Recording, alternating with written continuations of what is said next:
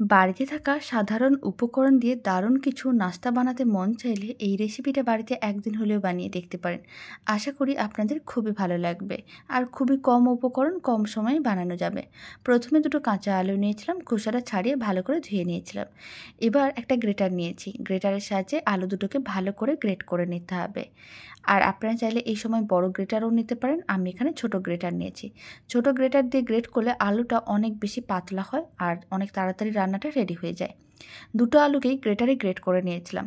এবার বেশ কিছুটা পরিমাণ জল নিয়েছি একটা মিক্সিং বোলের মধ্যে, তার মধ্যে দিয়ে দিচ্ছি গ্রেট করা আলু। এতে কি হবে, আলুর মধ্যে কিন্তু একটা কালচে ভাব চলে আসে, তাই জলের মধ্যে দিয়ে দিলে আলুর মধ্যে আর কোনো রকম কালচে ভাব থাকে না। এইভাবেই জল দিয়ে 2-3 বার ভালো করে ধুয়ে নিতে হবে।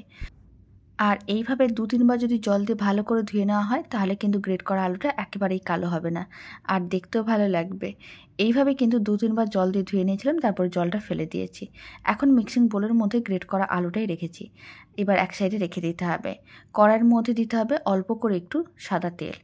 তেল যখন গরম হয়ে যাবে এবার এর মধ্যে দিতে হবে অল্প একটু কালো জিরে। কালো জিরেটাকে হালকা করে একটু ভেজে নিতে হবে। প্রায় 5-7 সেকেন্ডের মতন ভেজে নিতে হবে, এতে খুব সুন্দর একটা সেন্ট আসবে। তারপরে এর মধ্যে দিয়ে দিতে হবে কারি পাতা। অল্প একটু কুচনো কারি পাতা দিয়ে দিলাম আর আমি দিয়ে দিচ্ছি গ্রেট করে রাখা আলু।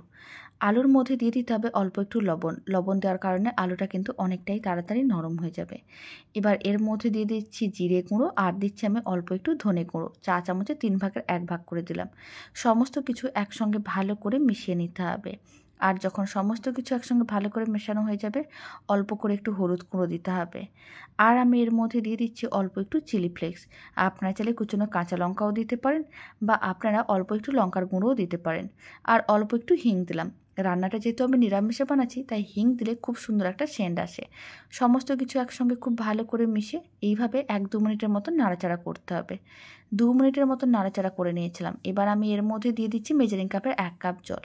জলটা খুব ভালো করে একসঙ্গে মিশিয়ে নিতে হবে যাতে কোনো রকমের আলুর দলা না থাকে, তাই এইভাবে লো ফ্লেমে খুব ভালো করে মিশিয়ে নিতে হবে।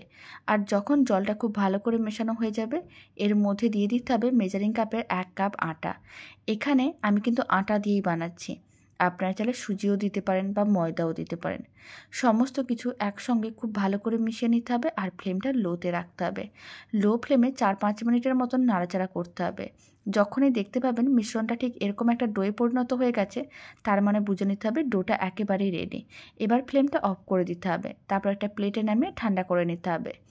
হালকা গরম থাকবে এই অবস্থায় কিছুটা করে মিশ্রণ হাতের মুঠোর মধ্যে নিতে হবে আর গোল বলের মতন করে বানিয়ে প্রেস করে চ্যাপটা করতে হবে। তাহলেই কি হবে, সুন্দরভাবে রেডি হয়ে যাবে। আর এই সময় আপনারা চাইলে হাতে অল্প একটু তেল ব্রাশ করে নিতে পারেন, তাহলে মিশ্রণটা আর হাতে আটকে যাবে না। এইভাবে একটু প্রেস করে চ্যাপটা করে নিচ্ছি। আপনারা আপনাদের পছন্দ মতন যে কোনো শেপেই রেডি করতে পারেন।